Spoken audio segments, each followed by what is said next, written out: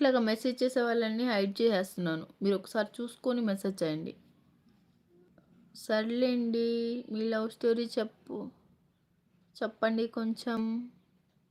మా లవ్ స్టోరీయా? నేను మా హస్బెండ్ ఈవెంట్ ఆర్గనైజరు. సో, నేను యాంకర్‌గా వచ్చాననమాట. అట్లాగే ఈవెంట్స్ చేస్తాను. నెలకి 25 ఈవెంట్స్ కంటిన్యూగా చేస్తా ఉన్నాను. ఇంకా ఇంటికెళ్ళే అవకాశం లేదనమాట. ఇక్కడే గడిచిపోయింది ఒక 6 మంత్స్. సో, మా హస్బెండ్ నాకు ప్రపోజ్ చేశాడు. నేనేమో వద్దని రిజెక్ట్ చేశాననమాట.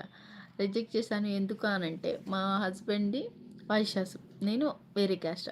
అదర్ క్యాస్ట్ అనమాట. చాలా లో క్యాస్ట్. సో, ఎందుకు ప్రపోజ్ అంటే యాక్సెప్ట్ చేసామనుకో, ఇప్పుడేమవుతదంటే బయట వాళ్ళు ఎలా చెప్పాలి? సో, అంటే ఉండరేమో, లైఫ్ లాంగ్ వీళ్ళు మనతోటి కలిసి ఉండరేమో అన్నట్టు ఆ థింకింగ్